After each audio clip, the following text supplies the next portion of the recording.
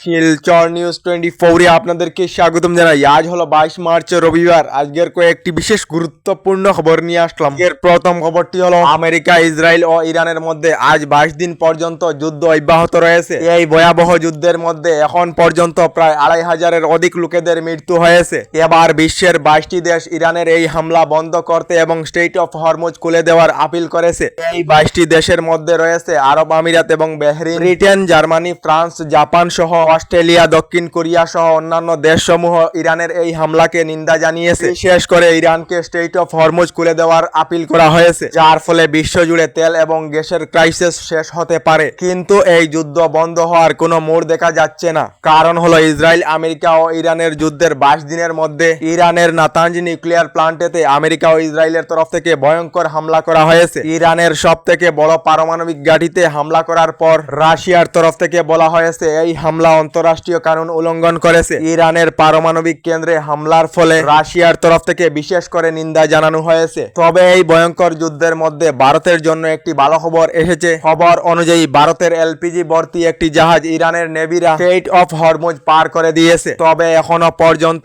22টি জাহাজ state of হরমুজেতে আবদ্ধ রয়েছে বলে খবর এসেছে। এদিকে গতকাল দেশের প্রধানমন্ত্রী নরেন্দ্র মোদী ইরানের রাষ্ট্রপতিকে আবার ফোন করে ঈদের শুভেচ্ছা জানিয়েছেন এবং ইরানের রাষ্ট্রপতিকে শান্তি শৃঙ্খলা বজায় রাখার আহ্বান জানিয়েছেন।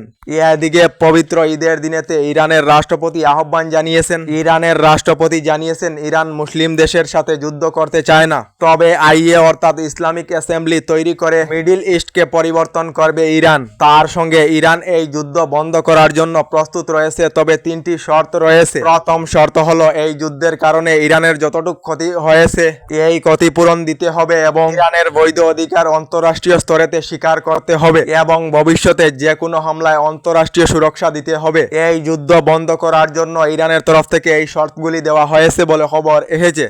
এদিকে ইতিমধ্যে যে গতিতে ডলারের বিপরীতে ভারতীয় টাকার পতন ঘটছে, বর্তমান সময়ে ডলারের বিপরীতে প্রায় 94 টাকা পার করেছে। এই গতি অব্যাহত থাকলে শীঘ্রই ভারতীয় টাকা ডলারের বিপরীতে 100 টাকা পার হবে, যার ফলে এই দুর্যোগের থেকে দেশবাসীকে বাঁচানোর জন্য কেন্দ্রীয় সরকারকে তাৎক্ষণিকভাবে ব্যবস্থা গ্রহণ করার আহ্বান জানিয়েছেন রাহুল গান্ধী। এদিকে এবার স্টেডিয়ামেতে আইপিএল ম্যাচ দেখার জন্য দিতে হবে অতিরিক্ত টাকা। কারণ হলো এবার স্টেডিয়ামের টিকিটের জিএসটি বৃদ্ধি করেছে কেন্দ্রীয় সরকার বলে খবর এসেছে। এদিকে এবার ঈদের নামাজ আদায়ে একটি আলোড়ন সৃষ্টিকারী দৃশ্য চোখের সম্মুখে। কেবল মানুষ আরো মানুষ। মধ্যপ্রদেশেতে একসঙ্গে 1 লাখ লোকে ঈদের নামাজ আদায় করার একটি দৃশ্য ইতিমধ্যে সোশ্যাল মিডিয়ায় ভাইরাল হয়ে পড়েছে।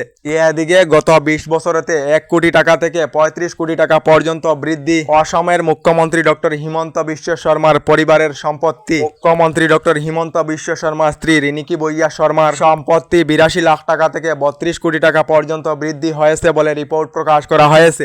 এদিকে কাটিগড়ার প্রাক্তন বিধায়ক অমরচাঁদ জৈন আনুষ্ঠানিকভাবে কংগ্রেসেতে যোগ দিলেন। কাটিগড়া আসনে কমলাক্ষ দে পুরকাস্তকে টেক্কা দিতে কংগ্রেসের প্রার্থী হচ্ছেন অমরচাঁদ জৈন বলে খবর এসেছে।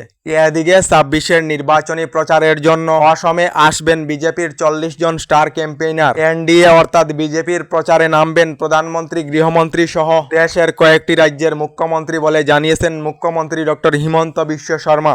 এদিকে রাজ্যের লাখ লাখ মহিলাদের জন্য এসেছে একটি ভালো খবর। গত 10 মার্চ রাজ্যের 40 লাখ মহিলাদেরকে রাজ্য সরকারের অরুণোদয় প্রকল্পের মাধ্যমে এককালীন 9000 করে টাকা প্রদান করা হয়েছে। এখন পর্যন্ত রাজ্যের প্রায় 25% মহিলা লাভ করেছেন অরুণোদয় প্রকল্প।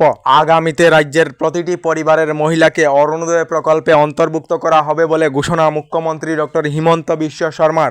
আপনারা অরুণোদয় প্রকল্পের 9000 করে টাকা লাভ করেছেন নাকি কমেন্টে নিশ্চয়ই জানাবেন।